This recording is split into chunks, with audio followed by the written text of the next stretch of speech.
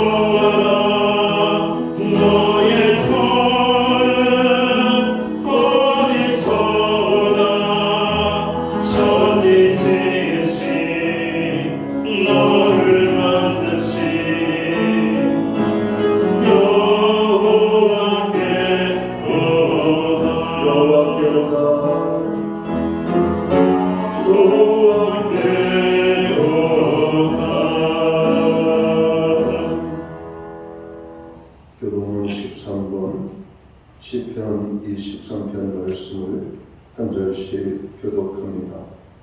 여호와는 나의 목자시니 내게 부족함이 없으리로다. 그가 나를 푸른 풀밭에 누이시며 쉴만한 물가로 인도하시는도다. 내 영혼을 소생시키시고 자기 길을 위하여 그의 길로 인도하시는도다. 내가 사망의 음침한 골짜기로 다닐지라도 해를 두려워하지 않을 것은 주께서 나와 함께하시니라.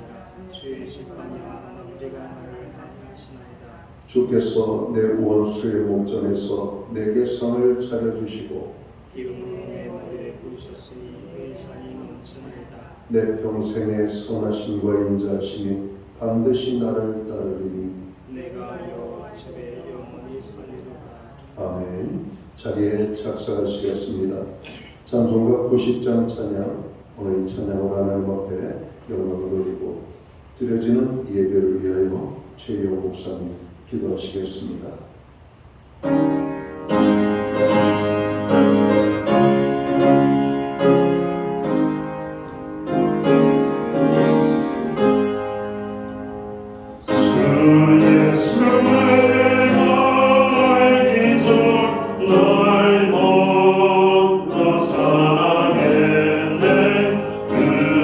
세상 나타나 내 영광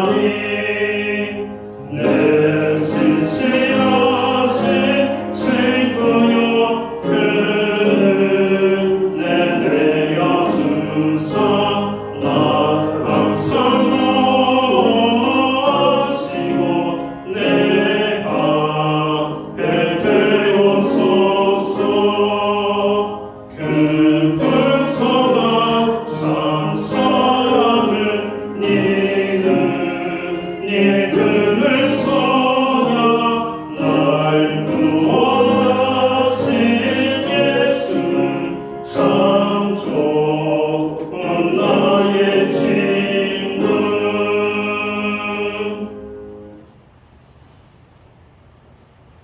우리 모두 다 함께 기도하겠습니다.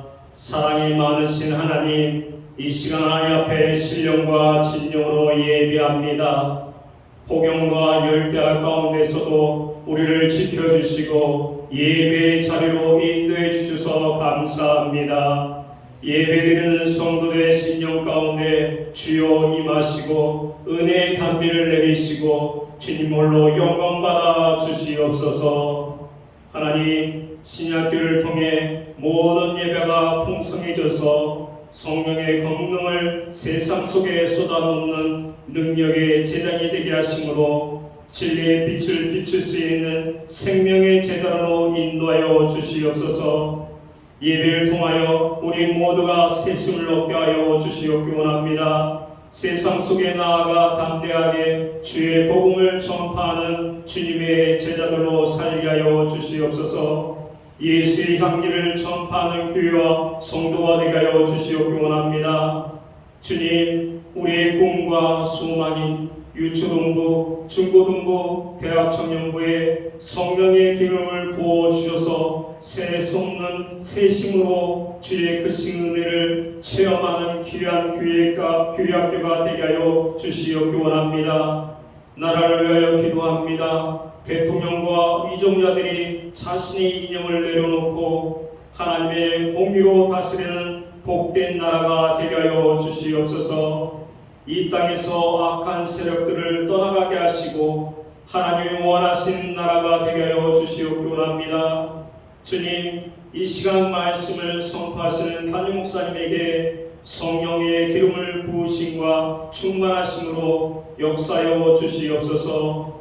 예배를 통하여서 나타나시는 하나님의 은혜와 능력으로 지금 예배 드리는 우리 모든 성도들의 삶과 가정과 변화가 일어나게 하여 주시옵기 원합니다. 이 시대의 하나님 앞에 귀하게 쓰임받을 수 있는 사명자가 되게 역사하여 주시옵소서. 오늘 예배 드리는 예배를 통하여 오직 하나님께서는 모든 영광을 받아주시옵기 원하며 우리를 구원하신 예수 그리스도의 이름으로 기도를 드립니다. 아멘.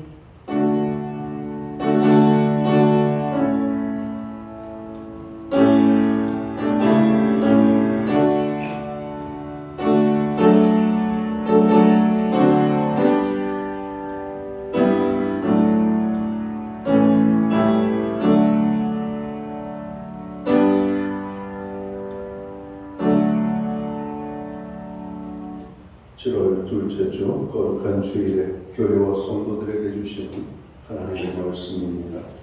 함께 오실 주의 말씀은 신약성경 17면 마태복음 11장 28절 말씀에서 마지막 절 30절 말씀까지입니다.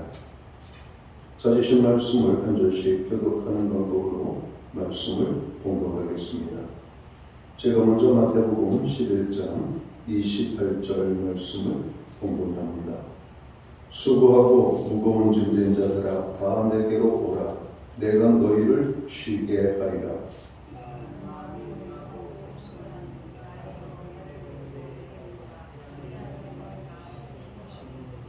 30절 말씀을 함께 읽겠습니다. 이는 내 멍에는 쉽고 내 짐은 가벼움이라 하시니라. 아멘. 찬송가 215장 찬양 1절과 2절 찬양으로 하나님 앞에 영광 돌리고 드려진 예물을 위하여 봉헌기도 드리겠습니다.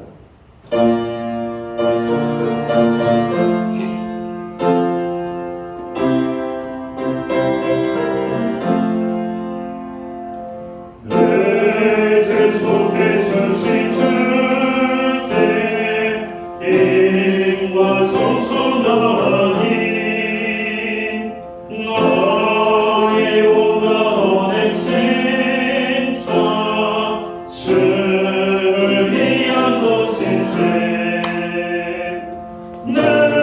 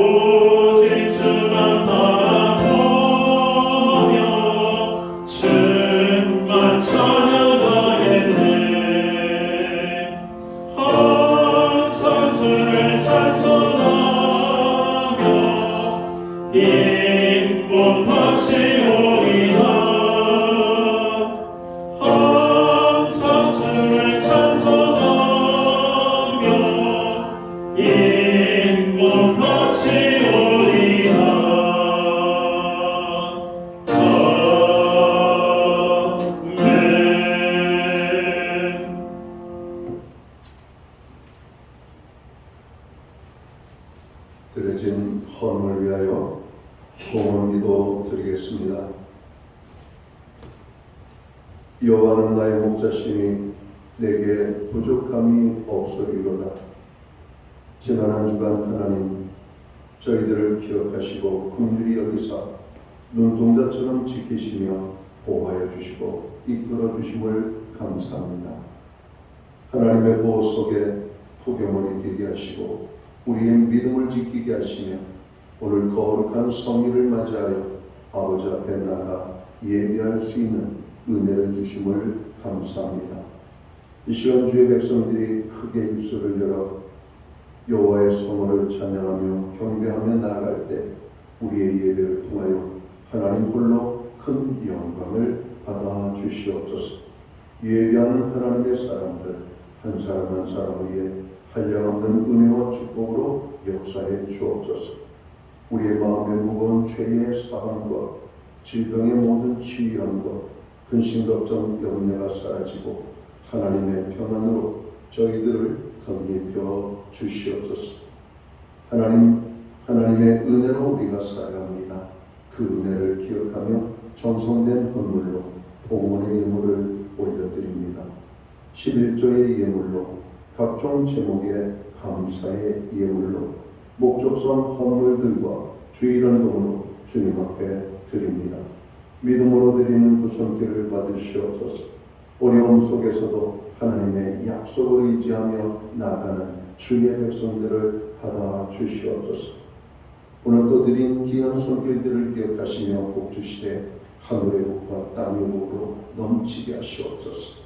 영육간의 강건함을 주시고 부르짖으라는 거는 기도들마다 응답의 축복이 있게 하시며 손대는 모든 일들마다 아름다운 열매들이 풍성히 맺히게 하여 주옵소서. 가정에는 화목을, 일 도와준 것과 우리의 삶의 현장에는 풍성의 축복을, 선물로 주신 자녀들의 삶 속에는 하나님 함께 하심으로 인한 간증이 넘쳐나게 하여 주옵소서. 하나님, 오늘 이 자리에 모인 주의 백성들을 기억하시고 저들 가운데 주님의 부드러운 손길이 함께하여 주시기를 간절히 원합니다. 주님의 손길이 머무는 것들마다 회복의 역사들이 나타나게 하여 주옵소서. 특별히 마음의 상처와 육신의 모든 질병들이 깨끗하게 회복되어지는 축복이 임하게 하여 주옵소서. 교회로 하여금 부르짖어 중보기도 할 수 있는 은혜를 주심을 감사합니다. 주님, 오늘 우리가 기도하는 모든 기도들마다 이루어지게 하여 주옵소서. 하늘의 문을 열어 주옵소서. 세계 열방을 위하여, 나라와 민족을 위하여, 교회와 성도들을 위하여, 그리고 고통 중에 있는 형제 자매들을 위하여, 우리의 가정과 자녀들을 위하여 간구합니다. 하나님, 역사에 주옵소서. 특별히 아버지 하나님, 우리의 가정들을 위하여 기도합니다. 여호와를 경외하는 가정, 믿음의 가정, 말씀에 순종하는 가정, 하나님의 구원의 기쁨이 넘쳐나는 복된 가정 이루게 하여 주시옵소서. 하나님, 이 땅이 참으로 암울합니다. 전 세계적으로 많은 고난이 우리의 삶 가운데 찾아오고 있습니다. 그 어느 때보다도 하나님을 바라보며 믿음으로 나아갈 수 있도록 우리에게 믿음의 믿음을 더하여 주시옵소서. 우리에게 드릴 수 있는 환경과 믿음으로 드리게 하심을 감사합니다. 드려진 예물 사용되는 곳에 주님의 영광이 나타나고 하나님의 나라 확장을 위하여 쓰여지며 주의 복음이 땅끝까지 전파되는 이 일에만 아름답게 사용되게 하여 주옵소서. 만복의 근원이신 하나님, 오늘도 예배의 자리에 나아가는 하나님의 백성들을 복 주시옵소서. 아버지 하나님, 만복의 근원이 되시는 주님, 오늘 이 예배에 나간 모든 신령들마다 풍성한 축복을 경험하고 돌아갈 수 있도록 복 주시기를 간절히 소원합니다. 이 모든 말씀을 우리 구주 예수 그리스도의 이름 받들어서 감사드리옵고 봉헌기도 드리옵나이다. 아멘.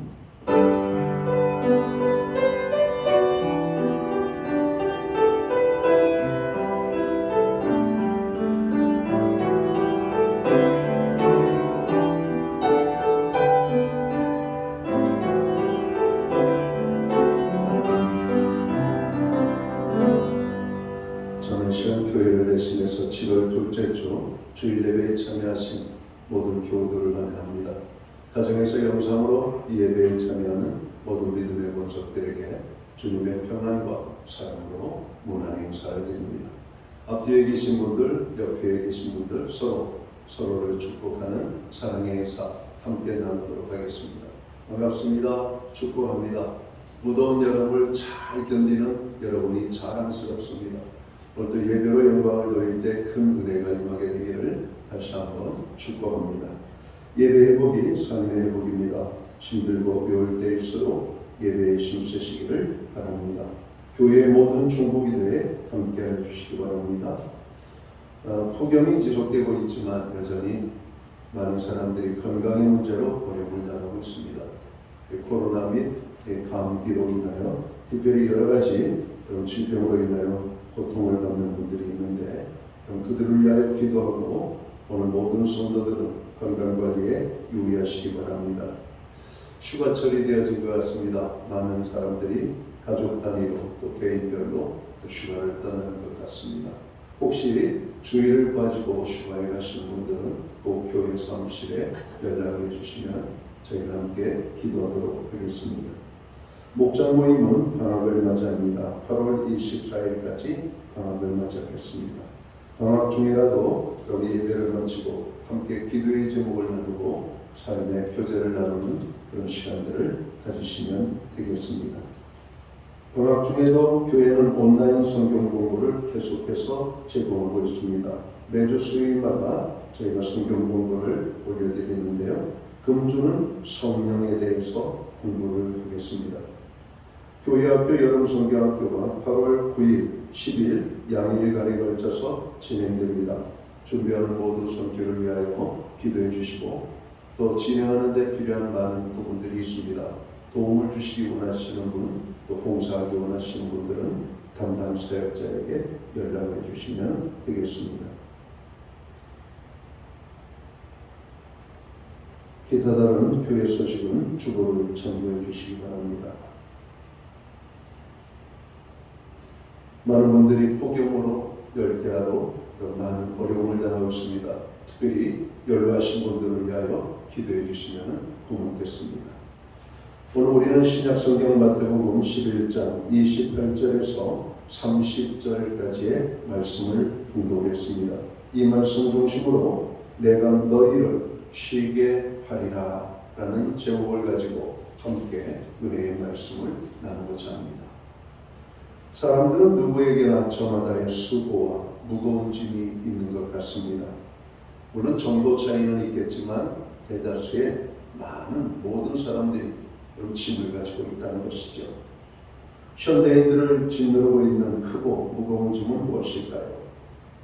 오늘 많은 사람들이 물어봅니다. 어떻게 지내세요? 요즘 힘듭니다. 이런 얘기를 많이 해요. 무엇이 힘들까? 직장, 가정, 그리고 여러 가지 많은 이 사회를 살아가는 것이 힘들다는 겁니다. 힘들다라고 하는 얘기는 우리에게 뭔가 압력이 가해지고 있는 것이죠. 그 압력을 가해지는 것을 우리는 스트레스라고 합니다. 여러분 현대인들을 여러분 무겁게 짓누르는 것은 바로 이런 다양한 스트레스 같습니다. 스트레스는 사람들을 지치게 하고 피곤하게 만들죠. 스트레스는 사람들로 하여금 사소한 일에 짜증을 내게 만듭니다. 그래서 여름은 무더위 때문에도 힘든데 사람들이 짜증을 내면 그 짜증은 배가 되죠. 그래서 이런 때 우리는 불쾌지수가 높은 날이다 이렇게 말합니다. 불쾌지수가 높을 때 우리가 좋은 말이 아니고 그 마음을 거스리게 하는 말, 그가 좌우로 압력을 받게 하는 말을 하면 그 반응이 그런 가히 여러분 대단하게 반응을 하죠. 별것도 아닌 일에 화를 냅니다. 바로 이런 것들이 여러분 불쾌지수가 높고 스트레스 지수가 여러분 높은 상황이라는 것을 알게 되죠. 스트레스는 사람들을 무너뜨리는 심각한 질병의 발병 원인이 되고 있습니다. 의학적으로 통계적으로 나오는 보고에 의하면 사람이 질병을 앓고 있는 이런 85%는 이런 스트레스로 인한 질병이라는 겁니다. 어떤 외부적으로는 일어났던 우리가 어떤 바이러스나 이런 어떤 질환에 의해서 나타나는 질병은 그렇게 많지 않다는 것이죠. 마음의 병이 우리의 마음을 짓누르는 이러한 스트레스가 우리의 약한 부분들을 공격하는 것이죠. 눈이 약한 사람에게는 눈으로, 그리고 소화기관이 약한 사람들은 소화기관으로, 장이 약한 사람은 장의 약한 부분, 관절이 약하면 관절, 그런 것 같아요. 병원에 가서 소화가 안 돼가지고 병원에 가면 대부분이 신경성 소화장애라고 말합니다. 스트레스를 받으면 소화가 안 되는 거예요, 소화가. 스트레스는 이와 같은 것들이 여러분 우리로 하여금 힘들게 하는 것이죠. 그래서 이 무더운 여름철에는 여러분 스트레스 관리를 잘 해야만 합니다. 그래서 이 무더운 여름에는 약간의 쉼이 필요한 거예요. 그래서 휴가를 주는 것이죠. 그래서 산으로 바다로 또 우리가 또 마음껏 일을 떠나서 뭔가에 우리가 좀 마음을 편안히 가질 수 있는 그런 시간들이 필요한 것입니다. 스트레스는 기억력을 둔화시키며 판단력을 흐리게 하고 우리를 불안하게 하고 두렵게 만들게 된다고 말합니다. 스트레스가 강하면 불안 증세에 시달립니다. 이러다 어떻게 잘못되는 거 아닌가 이런 겁니다. 현대인들은 이런 스트레스로부터 해방되기 위하여 안간힘을 씁니다. 약물을 의존하기도 하고 또 여러 가지 운동과 또 다양한 취미활동, 문화활동, 여가활동이 바로 이 스트레스 해소에 많은 도움을 주고 있지만 이런 것으로 스트레스로부터 완전한 자유로울 수는 없죠. 그래서 오늘날 많은 사람들은 스트레스로 병원 문을 두드리고 있습니다. 그렇지만 의사나 병원이 스트레스 문제를 온전히 해결할 수 없어요. 환자를 치료하는 의사들도 스트레스에 시달리고 있는 것은 마찬가지입니다. 저는 재미난 뉴스를 한번 봤습니다. 비만 관리를 이렇게 해결해 주는 의사인데 그 자신이 비만 환자예요. 여러분 웃기지 않습니까? 여러분 많은 사람들을 웃기는 사람이 스트레스에 시달리고 있다는 거 아닙니까? 이 찰리 채플린이라고 하는 세계적인 여러분 이렇게 여러분 우스운 이야기를 많이 하는 그분은 우울증에 시달리고 있다는 사실을 여러분 아셨습니까? 다른 사람은 웃겼지만 정작 자기 자신은 우울했던 겁니다. 누가 그것을 알겠어요? 여러분 웃고 있지만 웃고 있는 게 아니야. 이런 이야기가 우리가 여러분 농담 삼아 하고 있기도 않습니까? 웃지만 웃는 게 아니에요. 편한 것처럼 보이지만 절대로 편하지 않음을 말씀하고 있는 것이죠. 오늘날 많은 사람들은 스트레스로 병원 문을 두드리고 있습니다. 그렇다면 온갖 스트레스로부터 우리가 온전히 해방되어 진정한 안식을 누릴 수 있는 길은 없는 것인가? 오늘 성경은 있다라고 말합니다. 무거운 짐을 벗어버리고 편안하게 살아갈 방법이 있다는 겁니다. 예수님께서 말씀하십니다. 수고하고 무거운 짐진 자들아 다 내게로 오라. 내가 너희를 쉬게 하리라. 예수님은 온갖 무거운 짐을 지고 온갖 스트레스에 눌려있는 이들에게 그리고 지치고 고통스러워하는 이들에게 말씀하시는 겁니다. 내가 너희를 쉬게 하리라. 지치고 병든 너희에게 참된 안식을 주고 평안을 주시겠다고 말씀하시는 겁니다. 여러분 무언가에 시달리고 지쳐있지는 않으십니까? 무거운 짐에 눌려서 신음하고 계시지는 않습니까? 모든 스트레스로부터 벗어나 안식과 평안을 누리고 싶습니까? 그렇다면 예수님의 말씀에 귀를 기울여 보시기 바랍니다. 스트레스에서 해방되고 수고하고 무거운 짐으로부터 마음의 쉼을 얻으려면 어떻게 해야 된다고 말씀합니까? 오늘 읽은 본문은 마음의 쉼을 얻으려면 예수님께로 나아가야 된다고 말씀합니다. 그래서 여러분 휴가의 계절이기도 하지만 여러분 우리가 믿음의 훈련에 여러분 시간이기도 합니다.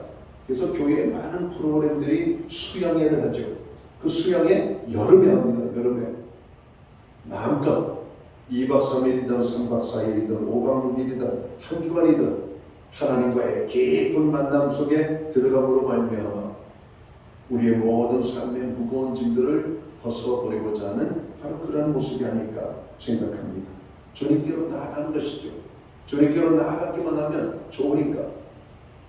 여름에 계곡에 가든 바다에 가든 이런 물에 우리가 수영복을 입고 이런 물에 들어갈 옷차림을 하고 물에 들어가면 여러분 기분이 좋지 않습니까? 그렇지 않습니까?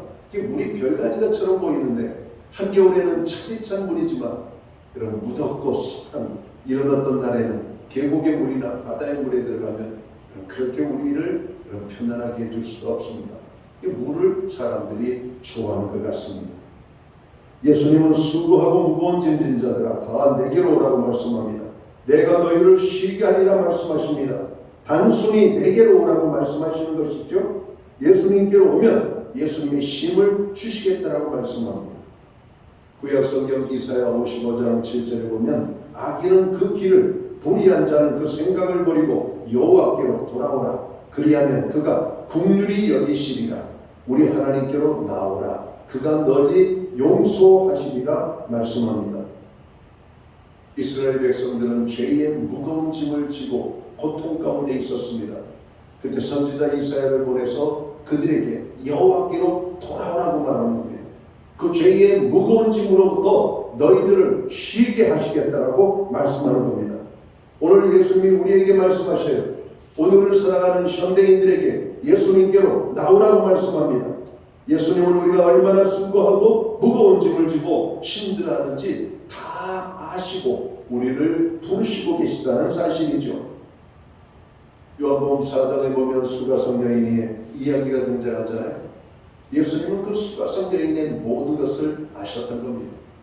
사르밧 과부의 아픔을 아시는 주님, 이스라엘의 고통을 아시는 주님, 오늘 예배의 자리에 나가는 우리들의 마음의 무거움과 우리를 힘들게 하는 그 모든 것들을 주님은 아신다라고 말씀하고 있습니다. 그리고 오늘 우리가 예배의 자리에 나올 때 주님은 참 잘했다, 오늘 예배의 자리에 참 나왔다 이렇게 말씀합니다. 하나님의 말씀을 받을 때 우리의 무거운 짐들이 가벼워지기 시작하거든요. 세상의 어떤 것으로도 우리의 마음의 짐들을 가볍게 할 수 있는 것들은 없습니다. 예수님은 죄인을 불쌍히 여기시고 용서해 주시려고 우리를 오라고 하십니다. 예수님은 영생을 주시고 우리에게 사랑을 공급하시려고 오라고 부르시는 겁니다. 특히 어두운 권세에 눌리고 얽매여 말로 표현할 수 없는 고통을 당하는 불행한 사람들을 자유롭게 하시려고 오늘 우리를 오라고 주님이 부르신다는 말씀입니다.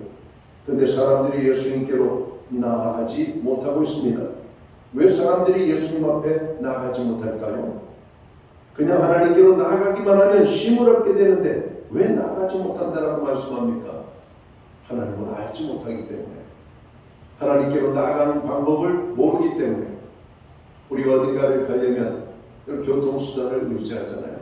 내가 걸어서 가든 자동차를 타든 기차를 타든 배를 타든 비행기를 타든 뭔가를 타고 우리는 가야 되는데 어린아이들은 어디에서 무엇을 타는지 모르잖아요. 어른들도 마찬가지잖아요. 우리가 어디 목적지를 가려고 할 때 하면 거기를 가려면 어디를 가야 되지? 이런 거 아닙니까? 그래서 우리는 하나하나 배우는 것입니다. 인생을 배우고 삶을 배우는 겁니다. 대살 되는 어린 나이 아이들은 어머니와 아버지의 손을 붙잡고 동네 가까운 동네는 다녀도 어디까지는 못 가잖아요. 요즘은 어린아이들을 데리고 해외까지도 나아가기도 하지만 그 아이들이 뭘 알겠어요. 그냥 부모 손에 이끌려서 부모 따라가는 것이죠. 홀로 가라고 하면 갈 수가 있겠습니까? 못 가는 것이죠. 왜? 모르기 때문에. 그러니까 아이들은 부모의 손을 놓고 자기 임의로 가면 길을 잃어버리고 여러분 고아가 될 수밖에 없죠. 길 잃어버리는 아이들이 왜 길을 잃어버립니까? 잘 모르기 때문에. 많은 사람들이 예수님께로 나아가는 길을 알 수 있다면 왜 고통스러워하겠어요? 예수님께로 나아가는 길을 모르고 있기 때문에 여러분 갈 수가 없는 겁니다. 우리가 죄 때문에 하나님을 보지 못합니다. 마귀의 방해 때문에 하나님께로 나아가지 못하죠. 인간의 교만 때문에 하나님께로 나아가지 못하는 경우도 있습니다.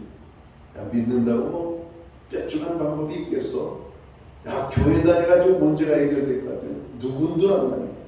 교회 나오기만 하면 주님이 해결해 주시겠다고 말씀하시는데 여러분 우리는 자기의 교만에 빠져가지고 하나님을 알지도 못하고 예수님을 믿지도 못하고 나아가지 못하는 겁니다. 무거운 짐을 진 우리들은 예수 그리스도를 만나야만 합니다. 그리고 예수님께서 주시는 진정한 안식을 누려야만 합니다. 만약 우리들 가운데 아직도 쉼을 얻지 못하고 방황하는 사람이 있다면 진심으로 저는 말씀드립니다. 수고하고 무거운 짐진 자들아 다 내게로 오라. 내가 너희를 쉬게 하리라 라고 말씀하시는 그 예수님 앞으로 나아갈 수 있게 되기를 주님의 이름으로 축원합니다. 예수님께로 나아가면 우리가 그토록 원하는 쉼을 얻게 된다는 것이죠. 많은 사람들의 간증이 예수님을 만나고 그들의 삶에 참 자유와 쉼을 얻었다라고 말씀합니다. 두 번째로 우리가 마음의 쉼을 얻으려면 어떻게 해야 되는가? 예수님의 마음을 배워야 된다라고 오늘 성경은 말씀합니다. 예수님은 우리에게 예수님께로 원하는 말씀과 함께 예수님을 배우라고 말씀합니다. 오늘 본문 29절에 있는 말씀입니다. 나는 마음이 온유하고 겸손하니 나의 멍에를 메고 내게 배우라. 그러면 너희 마음이 쉼을 얻으리라 말씀합니다. 아무리 힘들고 어려운 것도 배우면 쉽습니다. 그렇잖아요? 컴퓨터라고 하는 괴물 같은 기계가 처음에 나왔을 때 사람들은 이게 도대체 뭐지? 수많은 자판과 수많은 많은 글들이 화면 가득하게 뜹니다. 우리가 옛날에 컴퓨터를 처음으로 배우고 그걸 다룰 때 이 도스라고 하는 프로그램 OS를 가지고 컴퓨터를 작동을 시켰어요. 모든 것을 명령만을 내려야 컴퓨터가 작동을 하는 겁니다. 요즘은 어떻습니까? 그냥 전원 스위치 넣고 여러분 온 버튼 누르면 컴퓨터가 자동으로 부팅되지 않습니까? 자동으로 살아나요. 죽었던 괴물 같은 컴퓨터가 막 일어납니다. 화면에 그냥 온갖 여러분 아이콘들이 여러분 덕지덕지 뜨죠. 우리가 깔아놨던 것. 그리고 우리는 여러분 이 커서를 가지고 여러분 그 화면을 누르기만 하면 우리가 원하는 세계로 들어갈 수가 있습니다. 음악을 누르면 여러분 노래가 나오고 그림을 누르면 다양한 그림들이 나오고 요즘은 AI 시대가 아닙니까? 여러분 챗봇 여러분 AI 컴퓨터에 가가지고 우리가 원하는 여러분 글들을 넣으면은 그 컴퓨터가 우리가 원하는 대답들을 해줍니다. 얼마나 좋은지. 과거에도 우리가 검색 프로그램이 있어가지고 검색을 하면 많은 정보를 줬지만 요즘 챗봇이라는 것이 얼마나 좋은지 몰라요. 궁금하다. 내가 모르는 단어들, 내가 모르는 어떤 이렇게 용어들이 나오면 챗봇에 물어봅니다. 야 이게 뭐냐? 그러면 이게 이런 겁니다. 아 고맙다. 그러면 얘가 또 대답을 해요. 천만의 말씀이요. 또 물어보실 거 없으십니까? 뭐 이렇게 반응을 합니다. 여러분 기계가 반응을 한다니까요. 기계가 얼마나 좋은지 모르겠어요. 여러분 이런 거예요. 우리가 무엇을 하기 위해서는 배워야 되는 겁니다. 배우면 어려울 게 없어요. 그림도 배우면 쉽습니다. 글 쓰는 것도 배우면 싫어요. 여러분 시골의 학교에 다니고 싶었지만 부모님이 여자라고 가난하다고 학교를 보내주지 못하고 자기 이름 숫자도 쓰지 못하는 많은 분들이 이런 배움의 학교에서 글들을 배울 때 그들이 기뻐하는 모습을 봅니다. 자기 이름 석자를 쓰고 자기가 쓰고 싶은 글들을 써서 상대방에게 자기 마음을 표현하는 것을 여러분 그들이 얼마나 행복해하는지 모릅니다. 배우니까 여러분 배우면 쉬워요. 오늘 우리가 쉼을 주시는데 예수님께로 나아가면 여러분 배울 수 있다라고 말합니다. 예수님의 무엇을 배워야 우리에게 쉼이 올까? 예수님의 마음을 배워야 된다 이렇게 말합니다. 예수님의 마음에는 온유하고 겸손한 마음, 특별히 이것을 배워야 된다. 예수님이 우리에게 보여주셨던 바로 이 겸손과 온유의 마음을 배우라고 말하는 겁니다. 예수님은 온유한 마음을 품고 사셨습니다. 온유가 무엇입니까? 부드러운 성품이죠. 여러분 딱딱하고 거친 사람이 좋습니까? 아니면 부드러운 사람이 좋습니까? 여러분 부드러운 게 좋은 겁니다. 부드러운 게. 제가 오늘 고깃집에 가서 고기를 먹는데 세상에 고기가 여러분 가죽 같아요. 얼마나 질긴지 씹어도 여러분 도대체 삼킬 수가 없습니다. 뱉어버렸습니다. 여러분 고기가 다 똑같은 질긴 고기인 줄 알았는데 어떤 고기는 들어가면서 살살 녹는 고기가 있습니다. 세상에 이런 고기가 있는가? 여러분 고기는 다 똑같은 고기인 줄 알았는데 먹어보니까 여러분 고기의 질이 천차만별인 것을 알게 됐어요.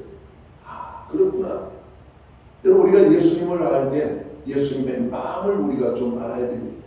예수님이 이 땅에 오실 때 또 이 땅에 오셔서 사시는 주님의 마음을 온유와 겸손이셨다라고 말씀합니다. 예수님께로 나아갔던 많은 사람들이 예수님을 좋아합니다. 왜 좋아할까? 부드럽게 그들을 다 여러분 받아들였기 때문에 그래요. 가난한 여인도, 남편 없는 여인도, 병든 여인도, 어린아이도, 노인도, 부자도, 권력 있는 자들도 예수님을 인정하며 예수님 앞에 나아가는 모든 자들을 주님은 받아들이셨어요. 그들을 용납하셨다라고 말씀합니다. 예수님을 만났던 모든 사람들은 주님으로부터 놀라운 축복을 경험하게 되는 겁니다. 예수님은 온유하신 분이세요. 죄 없이 십자가 위에 여러분 피 흘려 우리를 위하여 돌아가셨지만 분을 품거나 화내지 않으시고 욕 한마디 안 하셨다. 성경은 말합니다. 예수님은 온유함의 여러분 모범이죠. 표본입니다. 여러분 우리가 교회 안에서 보다 온유한 모습을 가져야 되겠고 사회 속에서 온유한 모습을 보여야 되겠고 가정 안에서 여러분 누구를 만나든지 우리의 삶 속에서 온유함이 있었으면 좋겠습니다. 이 온유함은 사람을 원수로 만들지 않고 친구로 만들고 우리에게 불쾌감을 주는 것이 아니라 평안함을 가져다 줍니다. 온유함을 이룬 사람들은 쉼을 얻게 되는 것이죠. 요즘 우리 사이에 많은 사람들이 구설수에 오르는 것을 봅니다. 전부 다 말을 잘못해서 여러분 오는 고통들이죠. 여러분 우리가 말 때문에 당하는 고통들이 얼마나 많습니까? 그런 말을 부드럽게 하는 사람, 행동을 부드럽게 하는 사람들은 여러분 원수가 없죠. 대적이 별로 없습니다. 그러니까 편안한 거예요. 그럼에도 불구하고 예수님을 잡아 죽인 자들이 있죠. 악한 자들입니다. 그러나 예수님이 여러분 패배한 것이 아니잖아요. 예수님이 승리하셨음을 성경은 말씀합니다. 이사야서에 있는 대로 털 깎는 자 앞에 양과 같은 모습을 사셨던 분이 바로 예수님이세요. 양털을 깎는 것을 보면 양의 다리를 잡아 뒤집어 눕히고 다리 사이에 여러분 양을 끼고 털을 깎습니다. 털을 다 깎도록 양이 가만히 있는 모습을 보게 됩니다. 전 세계적으로 양을 많이 키우는 영국 그리고 스위스, 호주 이런데 여러분 털을 목적으로 여러분 양을 키우는 사람들이 있죠. 거기 보면 해마다 이 양털을 깎는 대회를 해요. 큰 양의 온몸의 털을 다 깎는데 불과 1, 2분밖에 걸리지 않습니다. 얼마나 빠르게 여러분 그 털을 다 깎아내는지. 여러분 덩치가 수많은 양이 털을 깎이고 나면 말 그대로 개많게 되는 장면을 봅니다. 여러분 털 깎인 양들이 여러분 저렇게 뛰어 도망가는 모습을 보면 웃음이 나오기도 합니다. 그 양들이 몇 킬로에 해당되는 그 양털들을 여러분 몸에 짊어지고 여러분 뒤뚱뒤뚱 걸어다녔을 것을 생각해 보면 양이 얼마나 힘들었겠어요. 털을 깎인 양은 얼마나 가볍게 몸 동작을 하는지 모릅니다. 바로 이 털 깎는 자 앞에 양들이 여러분 얌전히 있다는 겁니다. 수많은 등치를 가지고 있는 양도 털 깎는 자 앞에 나가면 얌전히 여러분 있다는 겁니다. 목동에게 자신의 몸을 맡기고 마음대로 하라고 가만히 있는 것이죠. 예수님께서는 그렇게 사람들이 십자가에 못 박도록 자신을 내어 맡기셨더라고 선지자 이사야는 말하고 있는 겁니다. 오늘의 우리 사회를 보면 온유함을 찾아보기가 어렵죠. 힘으로 밀어붙이는 모습밖에 볼 수가 없습니다. 사람들은 자신이 얼마나 강한지 힘을 보여주겠다고 으르렁거리죠. 살벌합니다. 완악한 모습들을 보게 됩니다. 온유하면 손해본다고 생각을 합니다. 할 수 있는 한 사납게 발톱을 드러내고 목소리를 높여야 대접받고 자기 몫을 지킬 수 있다고 착각하는 겁니다. 그러나 힘을 과시하면 역사는 우리에게 무엇을 말하고 있습니까? 망하는 모습을 보여줍니다. 부드러워야 삽니다. 혀는 부드럽습니다. 반면에 치아는 강하지요. 그래서 혀는 늘 이에 강해요. 저도 며칠 전에 이렇게 밥을 먹고 양치질을 해야 되는데 양치할 수가 없어서 사람을 만나러 가는데 뭐 응급조치가 뭡니까? 껌을 하나 씹었죠. 껌을 하나 씹다가 이 옆에 상칩을 꼭 깨물었습니다. 살짝. 얼마나 아프든지. 그냥 그렇다고 나를 아프게 한 이 치아를 뽑아버릴 수도 없고. 여러분 그렇잖아요. 누가 나를 툭 때리고 아프면 여러분 손이 자동적으로 나가잖아요. 왜 때려? 이렇게 하잖아요.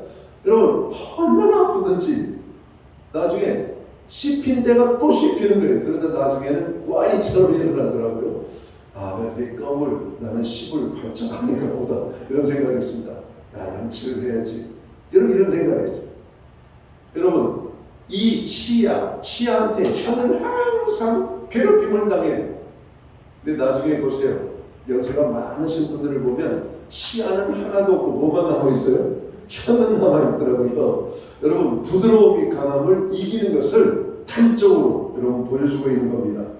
오늘 예수님의 온유함을 배우면 마음의 힘을 얻게 된다고 말씀합니다. 우리는 예수님의 온유함을 배워야 할 것입니다. 예수님처럼 온유한 성품을 품어야 행복합니다. 참 안식이 찾아옵니다. 반면에 늘 화를 내고 분노를 품으면 마음의 안식이 사라지는 것이죠. 그래서 세상은 웃고 살라고 말들을 하는 것 같습니다. 두려워도 섭섭해도 손해보는 것 같아도 다 맡기고 가만히 기다리는 온유한 마음을 예수님께 배워야 마음의 힘을 얻게 된다는 것이죠. 주님의 온유함을 가지면 평안과 안식을 누리게 됩니다. 또한 평안과 힘을 얻으려면 우리는 겸손함을 배워야 한다고 오늘 성경은 말씀하고 있습니다. 온유와 겸손, 이거는 쌍둥이처럼 쫓아다니는 단어입니다. 온유한 사람은 반드시 겸손함을 갖게 됩니다. 그리고 겸손한 사람들은 반드시 온유함의 삶의 모습을 갖게 됩니다. 두 가지를 다 이루려고 하지 않아도 돼요. 온유함을 이루든지 겸손함을 이루면 하나의 짝은 찾아오게 되어 있습니다. 오늘 주님을 배우면 온유함과 겸손함이 우리의 삶 속에 찾아오게 됩니다. 여러분, 온유함은 부드러운 쪽을 의미한다면 겸손함은 무엇을 말할까요? 여러분, 겸손함은 이런 것입니다. 힘이 없어서 가만히 있는 것은 겸손이 아니에요. 겸손은 힘이 있는데도 그 힘을 마구 휘두르지 않는 것, 이것이 겸손입니다. 힘이 있다고 마구 뽐내어서는 안 됩니다. 힘을 과시하고 자랑해서도 안 됩니다. 힘없는 사람을 배려하고 그의 입장을 존중해 주는 것이 겸손입니다. 우리는 예수님께 이 겸손을 배워야 할 것입니다. 예수님은 하늘 보좌의 주인이셨습니다. 이 세상뿐 아니라 영적 세계를 다스리는 막강한 힘을 가지고 있으신 분이십니다. 그러나 스스로 자기를 낮추셨다고 말씀하십니다. 사람의 형체를 입고 죄인들의 친구가 되고 정말 종의 자리까지 낮아지셨다라고 빌립보서는 말하고 있습니다. 힘이 있으신데도 휘두르지 않고 죄인들의 모욕을 참으시며 가만히 계셨습니다. 아무것도 모르며 함부로 날뛰는 무리들을 대하시며 가만히 계셨다라고 말씀합니다. 얼마나 답답하셨겠어요. 그러나 겸손하시기 때문에 참으셨다라고 말씀합니다. 힘이 있어도 힘없는 사람과 어깨를 나란히 하고 물질이 많아도 물질이 없는 사람을 존중할 줄 알고 아는 지식이 많아도 모르는 사람 앞에서 우쭐거리지 않는 것이 겸손입니다. 지위가 높아도 낮은 사람과 친구할 수가 있고 여기저기서 오라는 데 많아도 잘난 척하지 않는 것이 겸손함입니다. 겸손을 모르면 자신을 몰라준다고 속이 상합니다. 겸손한 마음을 품지 않으면 나를 무시한다고 화가 납니다. 마음이 힘들 때 예수님을 생각하시기 바랍니다. 예수님께 겸손을 배우시기 바랍니다. 그러면 마음에 쉼이 찾아옵니다. 평안이 찾아오게 되어 있습니다. 기쁨이 솟아납니다. 마지막으로 우리가 힘을 얻으려면 예수님의 멍에를 매라고 말씀하고 있습니다. 예수님의 멍에를 매면 우리의 삶에 힘이 찾아온다는 것이죠. 오늘 30절 말씀은 이렇게 말씀합니다. 이는 내 멍에는 쉽고 내 짐은 가벼움이라. 지금도 지고 있는 짐이 무거워 쉬려고 하는데 예수님은 오히려 멍에를 메고 내게 배우라고 말씀합니다. 어찌 보면 역설입니다. 어떻게 그럴 수가 있겠습니까? 멍에가 쉽다는 말은 멍에가 잘 맞는다는 말입니다. 아무리 좋은 값비싼 구두라 할지라도 내 발에 맞지 않으면 신을 수가 없는 겁니다. 내 발에 맞아야 여러분 그 신이 여러분 좋은 신발이 될 수가 있는 것이죠. 여러분 신발이라는 것은 뽐내기 위해서 신는 게 아니잖아요. 내 발을 보호하고 내 발을 편안하게 하기 위해서 신는 목적이기 때문에 여러분 우리는 신발은 아무리 좋아도 내 발에 딱 맞아야 되는 겁니다. 그럼 멍에가 쉽다는 것은 멍에가 잘 맞는다는 것이에요. 팔레스타인 지방에서는 농사를 짓는 분들이 참 많습니다. 당시 유대인들이 사용하는 멍에는 2마리의 소가 매는데 한 마리 소는 경험이 많은 유능한 소이고 다른 한 마리 소는 별로 경험이 없는 연약한 소입니다. 경험이 없는 소는 옆에 경험이 많은 소와 발을 맞추기만 하면 저절로 길을 갈 수가 있었던 것이죠. 세상의 무거운 짐을 내려놓고 주님과 발을 맞추면서 주님을 따라가면 거기에 참 평안과 쉼이 있음을 말씀하고 있는 것입니다. 예수님이 나의 멍에를 메고 내게 배우라 하신 뜻이 바로 그것입니다. 예수님과 함께 걸어가면 그 걸어가는 길은 지루하지 않습니다. 예수님과 함께 짐을 지면 아무리 무거운 짐을 짓는다 할지라도 그 짐이 무겁지 않습니다.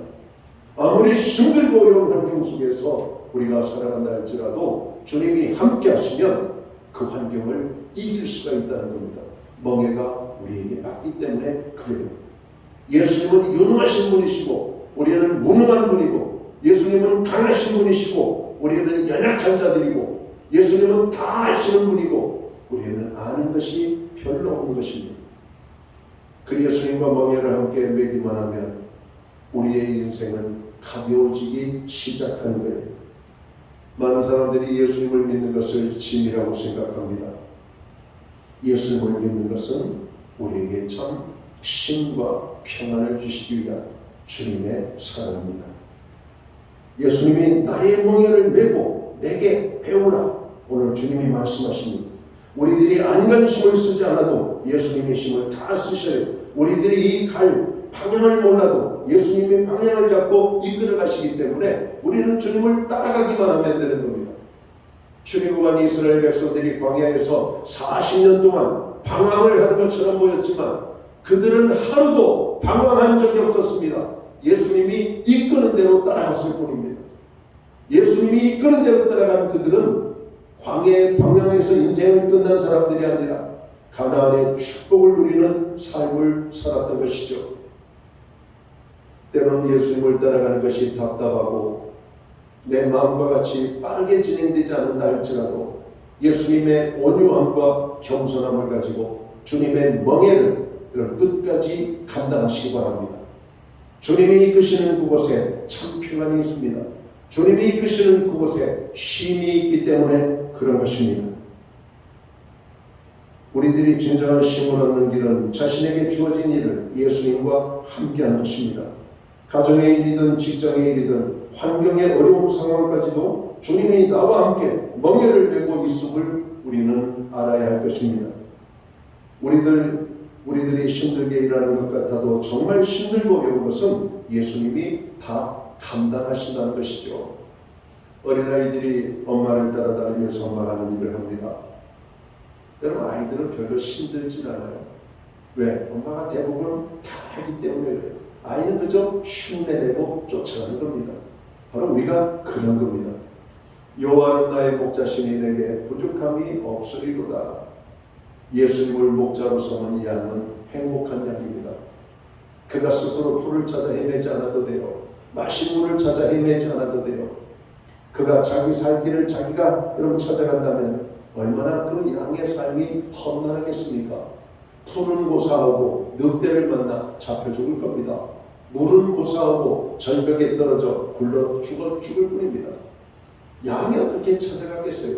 두려움 많은 양, 겁 많은 양, 눈도 잘 보이지 않는 시력이 약한 그 양이 겁 많은 양이 어떻게 그의 삶을 찾아갈 수가 있냐고요. 양에게 있어서 목자는 절대적입니다. 여러분, 우리의 삶의 쉼과 평안을 누리기 위해서는 절대적으로 주님을 만나야 되는 겁니다. 주님의 겸손과 온유를 배워야 돼. 주님의 멍에를 벗어버리려고 하는 것이 아니라 그 멍에를 기쁨으로 감당할 때 주님이 우리에게 쉼을 주신다고 말씀합니다. 우리들은 주님이 이끄는 대로 따라다니기만 하면 영광이 따라옵니다. 칭찬과 상급도 주어집니다. 은혜와 기쁨이 따라옵니다. 주님과 함께 쉽고 가벼운 멍에를 메고 일함으로 참된 마음의 안식을 누리는 저와 모든 성도들이 되시기를 주님의 이름으로 축원합니다. 기도하겠습니다. 하나님 아버지, 이 세상에는 예수님을 떠나 어느 곳에도 무엇을 하든지 평안과 안식이 없습니다. 그러나 주님께로 나아가 주님을 만나면 우리의 마음의 평안과 안식을 누리게 됩니다. 오늘도 지친 몸 이끌고 무거운 짐 가득 메고 주님 앞에 나아가는 저들을 기억하시고 저들에게 평안과 참 안식의 기쁨을 허락하여 주시옵소서. 주님을 배우기를 원합니다. 주님의 마음을 갖기를 원합니다. 겸손케 하여 주옵소서. 온유케 하여 주옵소서. 주님의 멍에를 기쁨으로 감당케 하여 주옵소서. 예수님께 하신 이름으로 기도하옵나이다. 아멘. 자리에서 함께 일어나셔서 찬송가 540장 1절과 3절 찬양 드리고 축도함으로 우리 예배를 마칩니다.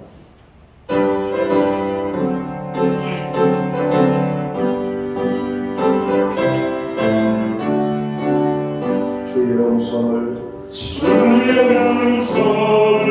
내가 들으니 살았나 마이세. 믿는 마음으로 주께 가오니 나를 용납하소서. 내 영혼이 십자가 앞에 더 가까이 가오니 그새 주의 흘린 보배 비로소 나를 정케 하소서. 주의 보좌로 나갈 때에 어찌하니 기쁠까. 주의 얼굴을 항상 배우니 거룩신을 압니다. 내가 매일 십자가 앞에 가까이 가오니 그새 주의 흘린 보배 비로소 나를 정케 하소서.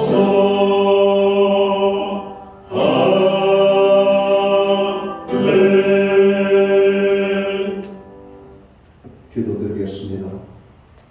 이제는 교회의 머리가 되시는 우리 구주 예수 그리스도의 크신 은혜와 하나님 아버지의 무한하신 사랑하심과 성령님의 감화 감동 교통하심과 함께하여 주시는 역사가 오늘 예배로 영광을 돌리고 돌아가는 하나님이 주시는 쉼을 얻고 돌아가는 성도들 한 사람 한 사람 머리 위에 저들의 가정 위에 세우신 교회들 가운데 이제로부터 영원토록 함께하여 주시옵기를 예수님의 이름으로 간절히 축원하옵나이다. 아멘.